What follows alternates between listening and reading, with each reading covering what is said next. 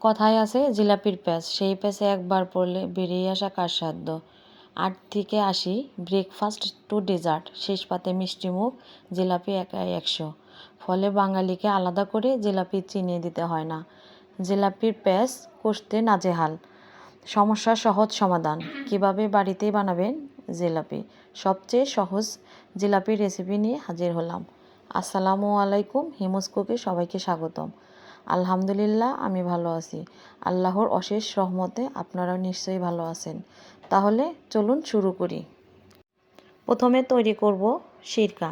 তার জন্য লাগবে 1 কাপ চিনি, 2 কাপ পানি আর সামান্য ফুড কালার।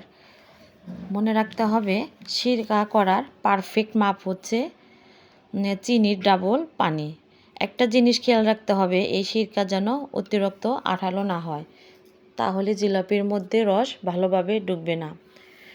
এরপর অপেক্ষা করতে হবে বলক তোলার জন্য। নাড়াচাড়া করার পর হাতে নিয়ে দেখবেন তার হয়নি বা আঠালো হয়নি। তারপর এর মধ্যে দিয়ে দেব 1 চা চামচ ঘি আর 1 টুকরা লেবুর রস। একটা লেবুর 1 পিস করলে যেটুকু রস হয় ওইটুকু রসই এখানে দিয়ে দেব। এই পর্যায়ে চুলার আঁচ থাকবে লো হিটে। তারপর চুলার আঁচ বন্ধ করে দিয়ে সিরকা ঢেকে রাখবো, যাতে সিরকাটা গরম থাকে। এরপর জিলাপির ব্যাটার তৈরি করে নেব। তার জন্য আমার দরকার 1 কাপ ময়দা, প্রয়োজন মতো পানি, 1/3 চা চামচ লবণ, ঘি, আধা চা চামচ বেকিং পাউডার আর ভাজার জন্য ভোজ্য তেল। আগে ময়দাটি ভালোভাবে সেঁকে নিতে হবে, যাতে কোনো প্রকারের লাঞ্চ না থাকে। আর এখানে ময়দাই নিতে হবে, কোনোভাবে আটা নেওয়া যাবে না। তারপর আমি লবণ দিলাম, দেওয়ার পরে দিলাম 1 চা চামচ ঘি দেওয়ার পর ময়দার সাথে ঘি, বেকিং পাউডার খুব ভালো করে হাত দিয়ে মিশিয়ে নিতে হবে, যাতে সম্পূর্ণ ময়দার সাথে এগুলো মিশে যায়। তারপর আমি অর্ধেক পানি দিয়ে ভালো করে হাত দিয়ে মিশিয়ে নিব, যাতে ভিতরে কোনো প্রকারের লাঞ্চ না থাকে বা গুঁড়ি গুঁড়ি দানা না থাকে। এভাবে আমি আস্তে আস্তে পানি দিব আর ভালো করে হাত দিয়ে নাড়ব। মনে রাখবেন হাত দিয়ে নাড়তে হবে। অনেকে বিটার দিয়ে নাড়ে, তবে সেটা হাতের মতো হয় না। এভাবে আমি প্রায় 7-8 মিনিটের মতো অল্প অল্প পানি নিব আর ব্যাটারটি মাখাবো। যত সময় নিয়ে মাখানো হবে ততই ব্যাটারটি মসৃণ হবে। আর মনে রাখবেন একবারে পানি দিয়ে মাখানো যাবে না, তাহলে ব্যাটারের মধ্যে লাঞ্চ থেকে যাবে। এরপর আমি প্রায় 5 মিনিটের মতো রেস্টে রেখে দেব। রেখে দিয়ে আমি দেখব আমার ব্যাটারের ঘনত্বটা কেমন হয়েছে। আমি দেখলাম আমার ব্যাটারটি ঘন হয়েছে, তাই আমি আরও সামান্য কিছু পানি অ্যাড করব। আর হ্যাঁ, এখানে কেউ গরম পানি বা কুসুম গরম পানি অ্যাড করবেন না, এখানে ঠান্ডা নর্মাল পানিটি লাগবে। আর হ্যাঁ, আমার চ্যানেলটি নতুন, আপনারা আমার চ্যানেলটি সাবস্ক্রাইব করবেন, লাইক ও কমেন্টস করবেন, অবশ্যই একটা শেয়ার করবেন আর জানাবেন আমার এই জিলাপি রেসিপিটি কেমন হলো। ইনশাআল্লাহ। এভাবে মাখানোর পরে অনেক সময় রাখার দরকার নেই। মাখানো শেষ হলেই আমি পরবর্তীতে জিলাপি তৈরি করতে পারবো। আরও হ্যাঁ, জিলাপি তৈরি করার জন্য অনেকেই রেডিমেড বোতল ব্যবহার করে, আবার অনেকেই পলিথিন ব্যবহার করে। আমি এই ঘরে থাকা বোতল দিয়েই তৈরি করব জিলাপি।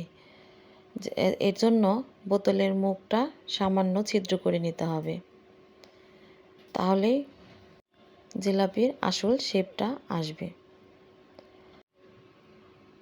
এই দেখুন আমার কারিশমা, বোতল দিয়েই তৈরি করে নিলাম। তাহলে চলুন ভেজে নিই।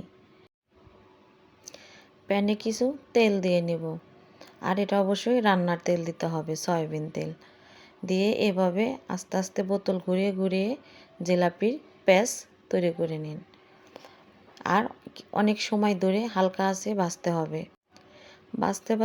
ভাজতে ভাজতে যখন এক পিঠ হালকা বাদামি রং আসবে, তখন নেড়েচেড়ে উল্টিয়ে পাল্টিয়ে অপর পিঠ করে দিতে হবে। আমাদের সমাজে কিছু কিছু মানুষের মধ্যে এরকম জিলাপির প্যাঁচ আছে। তাকে যতই তেল মারুন, যতই তাকে প্রায়োরিটি বা গুরুত্ব দিন, তাদের প্যাঁচ কখনোই কমবে না। তারা সবসময় অন্যর দোষ ধরে আর মনে মনে প্যাঁচ আঁকতে থাকে। আল্লাহ তাদেরকে হেদায়েত দান করুক, আমিন। আর আমাকে জ্ঞান দান করুন। জিলাপির প্যাঁচ কষতে নাজেহাল যারা এই সমস্যার সমাধান খুঁজতেছিলেন, তারা একেবারেই সহজ পদ্ধতিতে এভাবে জিলাপি তৈরি করতে পারবেন। আমার মনে হয় না এর চেয়ে সহজ উপায়ে কোনো রেসিপি আছে। এবার নতুন গরনি হোক আর নতুন রাঁধুনি হোক, কিংবা মেয়ে ছেলে বুড়ো সবাই এভাবে জিলাপি তৈরি করতে পারবে। তাদের আর কোনো সমস্যাই হবে না। এই হালকা বাদামি রং আসার পরে এখান থেকে জিলাপিগুলো উঠিয়ে নিয়ে আমার আগের থেকে করা সিরকার মধ্যে এই জিলাপিগুলো দিয়ে দেব। আর কিছুটা সময় এই সিরকার মধ্যে জিলাপিগুলো ডুবিয়ে রাখবো, প্রায় 5 মিনিটের মতো, যাতে সিরকাগুলো জিলাপির মধ্যে খুব ভালোভাবে ঢুকে এবং মচমচে ও ক্রিস্পি হয়। দেখুন, হয়ে গেল খুব সহজেই জিলাপি। এটা খেতে যেমন সুস্বাদু হয়েছে, দেখতেও হয়েছে অসম্ভব সুন্দর, এবং হাতে নিলে নিমেষেই তা মুড়মুড়ে ভেঙে যাচ্ছে। সবাই আমার পাশে থাকবেন আর আমার জন্য দোয়া করবেন। আবারও সবাইকে ধন্যবাদ জানিয়ে শেষ করছি। আসসালামু আলাইকুম।